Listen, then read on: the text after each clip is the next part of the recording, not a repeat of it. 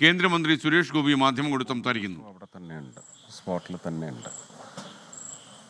ഇത് ഐഡൻറ്റിഫിക്കേഷനൊക്കെയുള്ള മാർഗങ്ങൾ നോക്കിക്കൊണ്ടിരിക്കുകയാണ്. നാളെ കാലത്ത് കൊണ്ടൊരു അതിനൊരു തീരുമാനമാവും. അതിൽ കൂടുതലൊന്നും DNA വേണ്ടി വരുമല്ലോ. ഒരാൾ പോകേണ്ടി വരും. എന്തായാലും സഹോദരൻ തയ്യാറായി നിൽക്കുന്നുണ്ട്. അമ്മ ഇതുവരെ അറിഞ്ഞിട്ടില്ല. പക്ഷേ എല്ലാവരും കൂടെ വരുമ്പോൾ പിന്നെ സംശയം പതുക്കെ അറിയുന്നതാണ് നല്ലത്.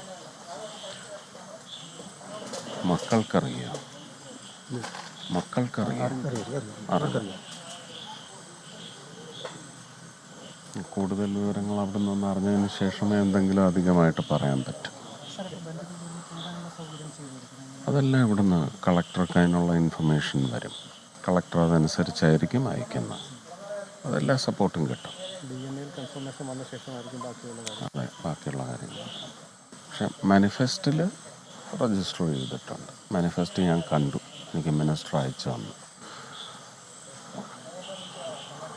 ഒരു സർവൈവർ ഉണ്ടെന്നാണ് പറയുന്നത്. ഹെവിലി ബ്രൂസ്ഡ് ആണ്. നോക്കാം. എന്തെങ്കിലും ഒരു ഇൻഫർമേഷൻ വരാതെ കൂടുതലായിട്ടൊന്നും പറയാനൊക്കത്തില്ല. അവിടെയും കുറച്ച് വല്ലാത്ത സിറ്റുവേഷനാണ്. കാരണം അവിടുത്തെ റെസിഡൻസിന് എന്ത് പറ്റി എന്നുള്ള കണക്കെടുപ്പുമെല്ലാം നടന്നുകൊണ്ടിരിക്കുകയാണ്. ഒരിക്കലുമില്ല. എപ്പോഴും അത് ത്വരിതപ്പെടുത്താനുള്ള ശ്രമമേ ഉണ്ടാവും. വൈകിക്കേണ്ട ആവശ്യമില്ലല്ലോ.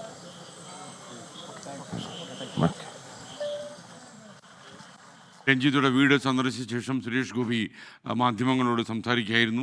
അദ്ദേഹത്തിന് പരിമിതമായ വിവരങ്ങൾ മാത്രമേ ലഭിച്ചിട്ടുള്ളൂ. മാത്രമല്ല, ഈ അഹമ്മദാബാദിലെ ദുരന്തം നടന്നതിന് ശേഷം ജനങ്ങൾ തിങ്ങിപ്പാർക്കുന്ന ഒരു സ്ഥലത്താണ് ഈ വിമാനം തകർന്നു വീണതെന്നറിയാം. അതുകൊണ്ട് തന്നെ അവിടുത്തെ ജനങ്ങളുടെ കാര്യങ്ങൾ അന്വേഷിക്കുന്ന തിരക്കിലാണ് മിക്ക ഉദ്യോഗസ്ഥന്മാരും. അതുപോലെ ഈ ഹോസ്റ്റലിൽ താമസിക്കുന്ന 5 കുട്ടികൾ മരിച്ചു. അങ്ങനെ കുറേ പ്രശ്നങ്ങൾ അവിടെയുമുണ്ട്. അതുകൊണ്ട് കാര്യങ്ങളൊക്കെ തിരക്കാനുമൊക്കെ തൽക്കാലം ഇത്തിരി ബുദ്ധിമുട്ടുണ്ട് എന്ന് തന്നെയാണ് കേന്ദ്രമന്ത്രി പറഞ്ഞു. എന്തായാലും ഒരാൾ ഈ രഞ്ജിതയുടെ സഹോദരൻ തന്നെ നാളെ അഹമ്മദാബാദിലേക്ക് പോകുമെന്നാണ് സുരേഷ് ഗോപി പറഞ്ഞത്.